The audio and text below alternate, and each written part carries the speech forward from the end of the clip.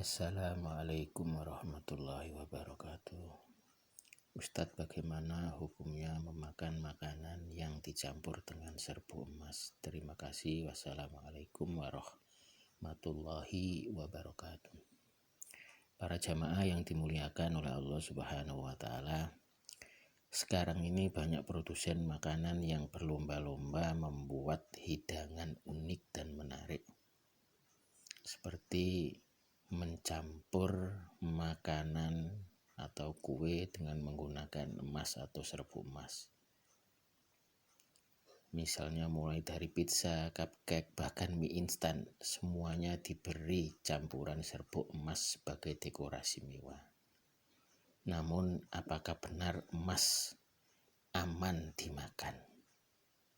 Biasanya emas yang digunakan adalah emas edible atau edible gold yang tidak berbahaya bagi tubuh manusia. Yang menjadi pertanyaan, lalu bagaimana hukumnya dalam Islam? Untuk urusan kuliner, sebenarnya Islam sudah memberikan kaidah umum yang kebolehannya mengkonsumsi ragam makanan. Kaidah itu berbunyi, hukum dasar tentang makanan dan minuman adalah mubah, halal dikonsumsi, kecuali pada makanan dan minuman yang telah jelas dalil pengharamannya atau ada unsur membahayakan. Yang jelas ada dalil keharamannya, misalnya mengkonsumsi makanan yang mengandung unsur babi, bangkai, dan lain-lain. Atau mengkonsumsi makanan yang jelas ada unsur yang membahayakan jiwa, misalnya makan racun, dan lain-lain. Untuk makanan yang berlapis emas, setidaknya ada dua hal yang perlu dipertimbangkan. Pertama, apakah emas yang digunakan sebagai topping makanan aman dikonsumsi atau tidak? Kalau membahayakan, tentu ini haram. Sebagaimana dalam firman Allah Subhanahu wa Ta'ala dalam surat Al-Baqarah ayat 195, A'udzubillahi minasyaitonirrajim, wa anfiqu fi sabilillahi wa la tulqu bi aydikum ila tahlukat wa ahsinu innallaha yuhibbul muhsinin.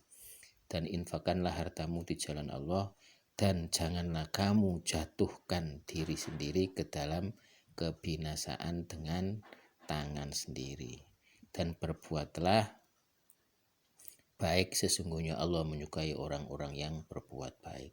Secara umum, emas memang ada, namun bukan untuk dikonsumsi dan memang bukan makanan. Yang kedua, dalam Islam juga ada kaidah umum tentang makan dan minum, yaitu larangan untuk israf atau berlebih-lebihan dan tabdzir, perbuatan yang menyia-nyiakan makanan, sebagaimana dalam firman Allah surat Al-A'raf ayat 31, A'udzubillahi minasyaitonirrajim, ya bani adama khudu zinatakum inda kulli masjidi wa kulu washrabu wa la tusrifu innahu la yuhibbul musrifin. Wahai anak cucu Adam, pakailah pakaianmu yang bagus pada setiap memasuki masjid, makan dan minumlah, tetapi jangan berlebihan, sungguh Allah tidak menyukai orang yang berlebihan.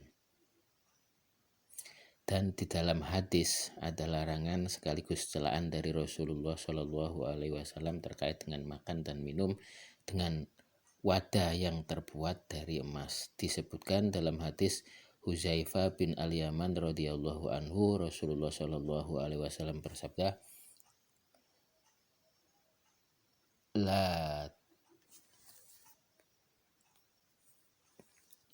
La tashrabu fi aniyati dhahabi wal fiddah wa la ta'kulu fi sihafihima fa innaha lahum fid dunya wa lakum fil akhirah.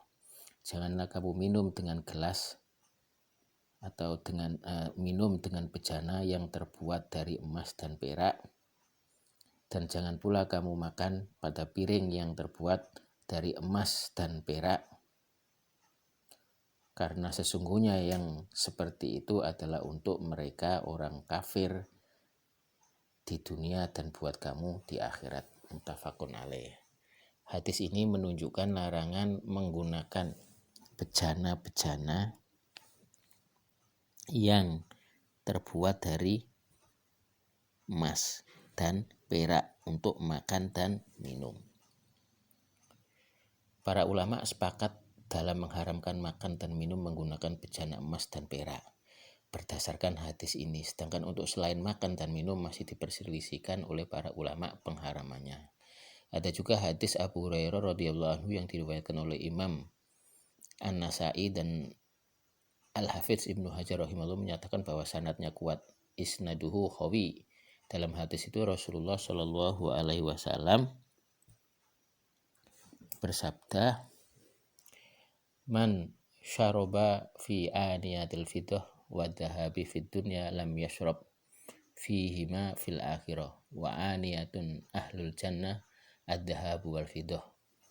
Yang artinya, barang siapa yang minum dari bejana perak dan emas atau dari bejana perak dan emas di dunia, maka ia tidak minum dari keduanya di akhirat, dan bejana ahli surga adalah emas dan perak.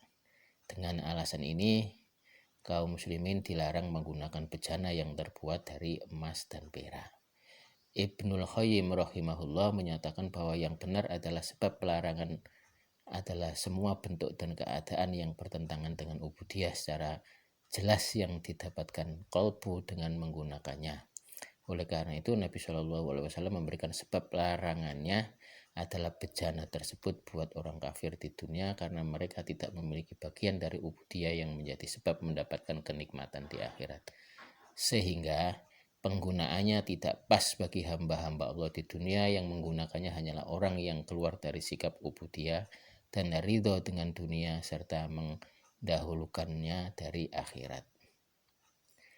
Para jamaah yang dimuliakan oleh Allah Subhanahu wa taala, dari paparan di atas bahwa menggunakan makanan yang ditaburi dengan serbuk emas pertama termasuk ke dalam kategori pemubadiran atau israf, berlebih-lebihan dan menyia-nyiakan makanan. Karena apa? Sebenarnya emas itu untuk dipergunakan sebagai perhiasan, bukan untuk dipergunakan sebagai makanan. Sehingga emas itu, jika kita lihat dalam realita yang ada, ketika digunakan untuk campuran makanan, maka itu semata-mata hanya sebagai prestisius, sebagai kebanggaan bahwa dia adalah seorang yang sultan, dan untuk mengangkat harganya sehingga harganya lebih mahal dan lebih prestisius orang yang memakannya. Itu yang pertama, sehingga termasuk ke dalam israf dan tabdzir tadi, di mana itu dilarang sebagaimana dalam surat Al-A'raf ayat 31. Yang kemudian yang kedua, makan dan minum menggunakan emas dan perak saja Nabi Muhammad SAW melarang, apalagi emas dan perak atau emas dipergunakan untuk bahan makanan. Sehingga sekali lagi ini baru dijadikan tempat piring atau minum saja dilarang dalam Islam, maka jika itu dijadikan bahan makanan secara otomatis saya secara pribadi itu termasuk hal yang dilarang pula, sehingga bisa disimpan